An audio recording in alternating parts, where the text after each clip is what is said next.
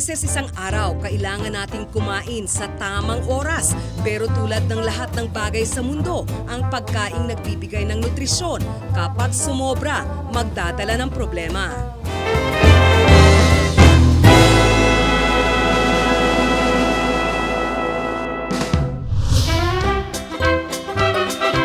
Si Gallardo Orante o Gail, aminadong mahilig sa pagkain.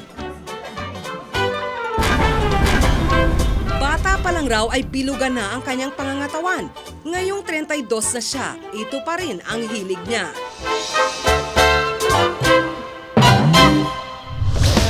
Ang kanyang namayapang tatay raw kasi, konsentidor pagdating sa pagkain. My God, yung kanin ko dati nung high school ako, siguro mga 2 plato, no? Ngayon, my God, yung kanin siya kumaabot ng 4, 3, 4. Usually pag may morning class ko, di kanin sa umaga, pag lunch break, kanin ulit, pag snacks, kanin ulit, tapos gabi kanin, hanggang sa midnight snack, kanin pa rin. Yung bigas sa bahay, ng isang sako, feeling ko yata dumatagal ng 2 weeks yata sa amin dahil ako nga pasimuno na kain ng kanin. Overweight na siya noong paslit at pagtuntong sa 9 na taong gulang, obese na siya. Kaya hindi naging madali para kay Gail na mag-aral tulad ng karaniwang estudyante. Nung nasa high school ako, nagpagawa talaga yung eskwelahan ng pasadyang upuan para sa akin. Then yung college ako, pinasadya rin ako ng eskwelahan ng university ng sarili kong upuan na bakal. Ipinasok si Gail sa gym ng kanyang mga magulang para pumayat. Pakiramdam daw niya, pinarusahan lang siya. At my age at grade 5 na mag-gym ka, tapos gano'n, syempre tamad ka pa, di mo kasi may after nung mga gym, mga ganyan-ganyan, di treatment sila na binibigay sa akin. Bawal ako kumain ng 2 hours, saka uminom ng tubig ng 1 oras. Syempre bata, may talagang nagwawala talaga ako. Hindi na pinilit ng mga magulang niya ang gym kay Gail. Sa taas na 5 feet 11 inches, 435 pounds ang timbang ni Gail. Higit pa ito ng doble sa dapat na timbang para sa kanyang taas. Kanin, prito, masarsang pagkain at ice cream daw ang paborito niyang kainin. Nagbibigay ang mga ito ng lakas pero mataas din ang fat content. Naiipon yung taba niyan. At pag hindi ka naman kumikilos, wala kang mga physical activities, hindi mo nagagamit yung iniipon mong taba. Sinamahan namin si Gail minsan kumain siya sa labas. Isang serving ng kanin ang inorder niya. Manok, mechado, kaldereta, ginataang gulay ang kanyang ulam. Ang panghimagas, macaroni salad at fruit salad. Mahigit 300 piso ang kanyang pananghalian. Mura pa raw ito. Umaabot daw kasi sa 2,000 piso sa isang araw ang gastos niya sa pagkain lang. Pagdakad ako talagang abos, 3 restaurant talaga sa isang araw. Munti ka na maubos ko yung menu. Nagpapatry ko yung mga pagkain. Mahilig kasi ako magtry ng mga pagkain. Kahit yung mga exotic na hindi ko akala yung mga palakanin. Akala ko ko karne. Kinakain ko talaga yan. Bagamat walang trabaho ngayon si Gail ay sinusuportahan naman siya ng kanyang ina at kapatid sa kanyang pangangailangan. Ayon sa kanya, nagbabalak na siyang magtayo ng sariling negosyo sa pamamagitan ng naipon noong siya ay nagtatrabaho pa sa halip na mamasukan. Sa datos ng Food and Nutrition Research Institute o FNRI, isa si Gail sa mahigit 32% na obese sa National Capital Region.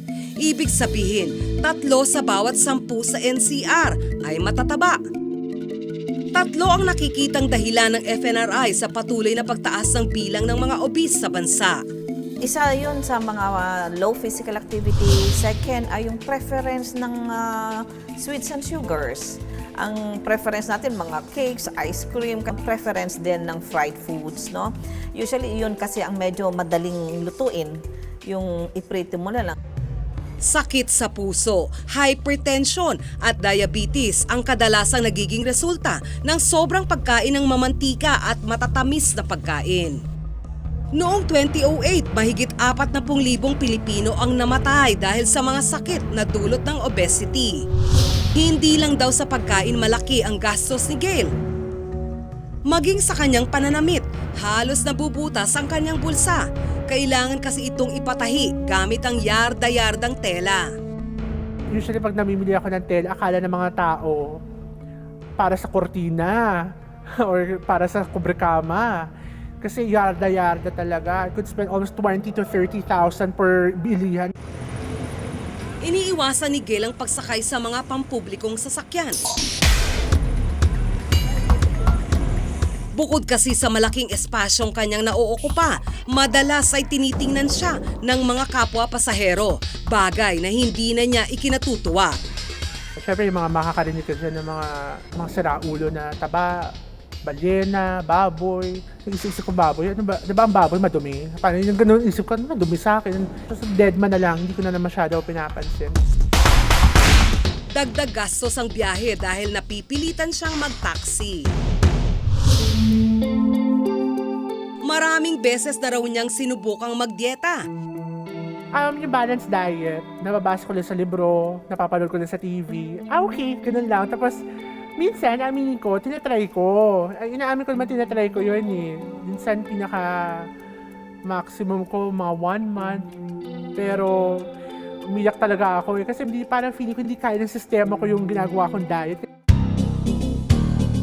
Insomnia raw ang iniinda ni Gail, pero bukod dito, wala siyang ibang sakit. Mahigit 10 taon na siyang hindi nagpapatingin sa doktor. Ano mo yun, yung parang takot kasi ako makarinig ng mga, di ba kasi usually hindi naman lahat, yung mga doktor kasi parang may mga salita sila na parang feeling ko, kamamatay ko na. Kaya talagang, pag halimbawang usapang doktor, usapang ospital, parang back off, parang wag muna ang ano yan. Ngayon, sinusubukan na ni Gail na bawasan ang kinakain. Ever since talaga hindi ako nagpaplano ng pangmahabaan. I just take one step at a time. Kasi parang sa panahon niya, parang hindi ko garansya kung hanggang kailan ka, diba? So, hopefully buhay pa ako noon in 10 years. Ang pagkain ay hindi lamang panlaman sa gutom na tiyan. Mahalagang isaalang-alang din ang tamang dami at sustansya ng mga nasa mesa natin. At ang disiplinang ito dapat sinisimulan mula sa pagkabata.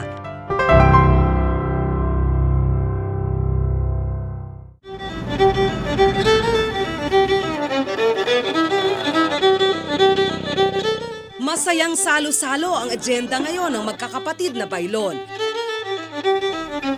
Inuna na agad ni Nelia at Baby ang mga gawaing bahay, na malengke naman sina Cecilia at Amelia.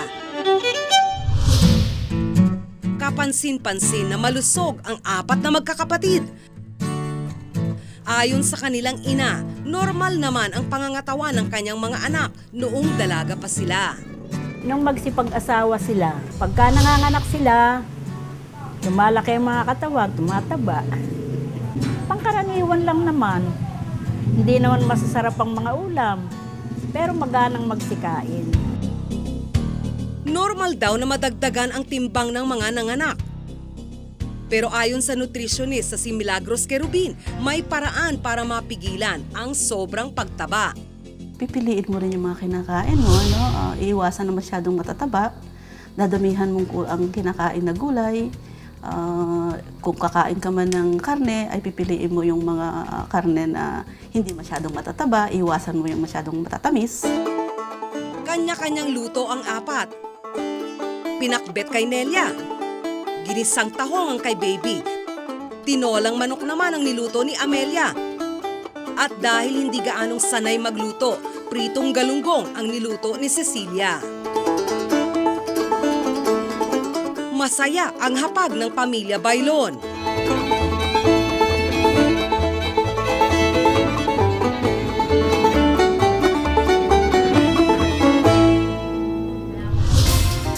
Base sa kanilang taas, bigat at edad, lumalabas na obese class 2 na si Leonora ang panganay.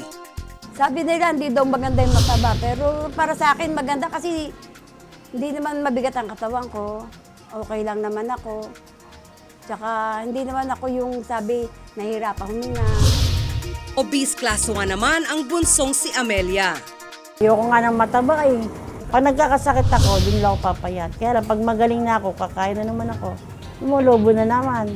Habang bumibigat ang iyong timbang, ay dumadagdag na dumadagdag ang iyong mga health risk. Overweight naman sina Nelia at Cecilia. Masasabing malusog. Turingan kami malulusog. Pero sa kabila nun, marami naman mga karamdaman. Hindi. Gusto ko nga kasi medyo pumayat konti. Mahirap kasing kumilos nga eh. Masakit ang balakang. Pagka nakaupo ka, mahirap ka nang makatayo. Halos pareho lang ang problemang pangkalusugan ng overweight at obese. The health risk would be the same, pero the degree of the risk would be different. Mas malapit ka na magkaroon ng mga komplikasyon kung nasa obese side ka. Pero kung overweight ka at hindi yan maagapan, ay papasok ka na sa pagiging obese. Ang sobrang timbang para sa taas at edad ng tao ay tinatawag na overnutrition. Tulad ng pagiging underweight, ang pagiging overweight ay sumasalamin rin sa problema ng malnutrisyon sa bansa. Ayon sa FNRI, tumaas ang bilang ng mga overweight at obese sa Pilipinas.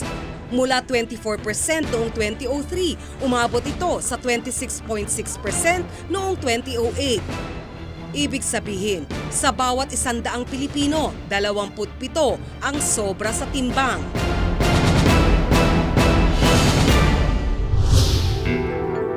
Kasama sa salo-salo ang panganay ni Cecilia na si Lenisa Mena. 29 na taong gulang si Lenisa at may 3 anak. Madalas karne at mga pritong ulam daw ang kanilang ulam. Ito raw kasi ang paborito ng kanyang mga anak na hindi mahilig kumain ng gulay. Nasa obesity class 1 o sobra sa timbang si Lenisa. Pero underweight o kulang sa timbang ang kanyang mga anak.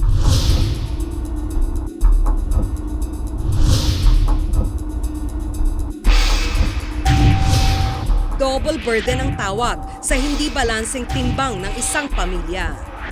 Nagtataka din, bakit? Kasi yung mga side ng nanay ko, matataba. Tapos yung mga anak ko, payat. Ako mataba. Siguro, dahil hindi sila kumakain ng mga gulay. Mga masusustansyang pagkain.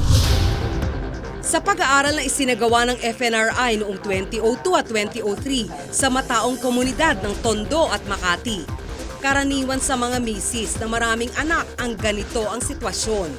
Usually kasi sa atin, no, binigyan natin yung bata ng pagkain. Kung minsan ayaw na niya. So may leftover. The tendency is yung mother ang kumakain. So until such time, dahil ayaw naman niyang itapon yung leftover ng bata, kinakain na lang. Nakaka-impact din ito ng ating ng weight sa isang mother. Mula 2005 hanggang 2008, tumaas ang bilang ng mga batang underweight sa Pilipinas, edad 10 pababa. Sa bawat 126 ang underweight. Habang dumarami ang mga batang kulang sa timbang, dumarami naman ang mga Pilipinong edad 20 pataas na sobra sa timbang. Pinagkakasya ni Lenisa araw-araw ang 400 pisong sweldo ng asawa. Kulang na kulang daw ito kung kaya't hindi siya nakakabili ng masustansyang pagkain. Ayon sa mga eksperto, hindi mahal ang masustansyang pagkain. Kakayanin sa wastong pamimili ng pagkain. No? Kailangan talagang maturuan sila ng mga iba't ibang recipe na gumagamit naman ng mga mumurahing pagkain, pero ito ay masustansya. Gaya ng lahat ng bagay, kaalaman at edukasyon ang daan para sa malusog na katawan. Kailangan maging matalino sa pagbili, pagpili at paghahanda ng pagkain dahil dito nakasalalay ang kalusugan ng ating pamilya.